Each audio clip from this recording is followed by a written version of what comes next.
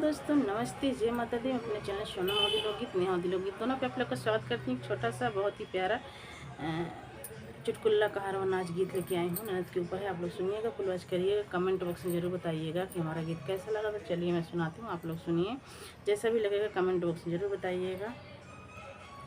बेरिया की बेरिया तो है बार ज्यो नाना दिया हो कि जीनी जायु ना, हो कि जीनी जायु ना।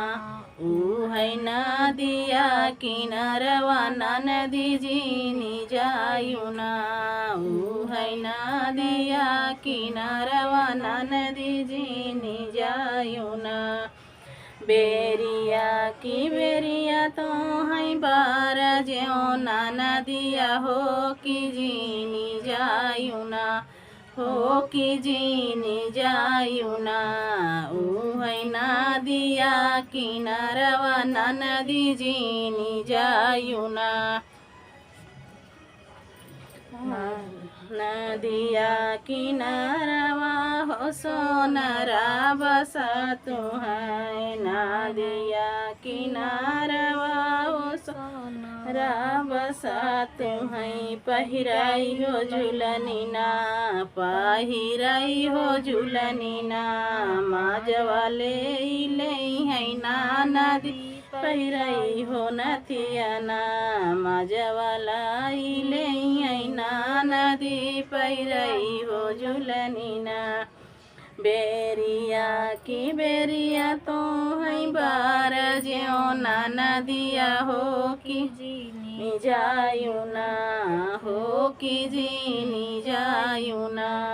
ओ है नदिया किनारवा हो कि जीनी जायु ना, ओ है नदिया किनारवा हो कि जीनी जायु ना।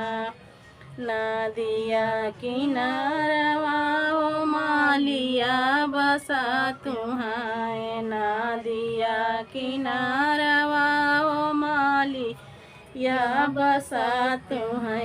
पहिरई हो गजरना, पहिरई हो गजरना। मजलाई ले ना नदियो पहिरई हो गजरना, जलाई ले ना नदी हो पहिराई के गजरना।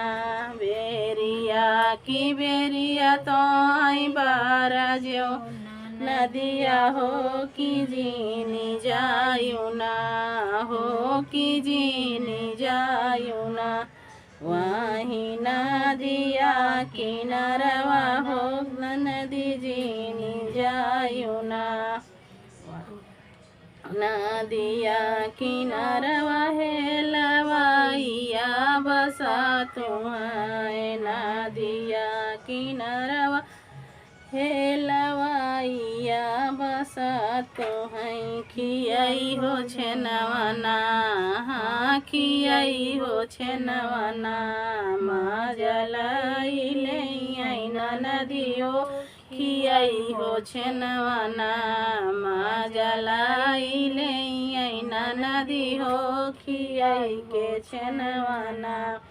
बेरिया की बेरिया तो है बार ज्यो नाना दिया हो कि है। बेरिया की बेरिया तो है बार ज्यो नाना दिया हो कि जीनी जायु ना, हो कि जीनी जायु ना। ऊ है नदिया किनारवा नदी जीनी जायु ना, ऊ है नदिया किनारवा नदी जीनी जायु ना।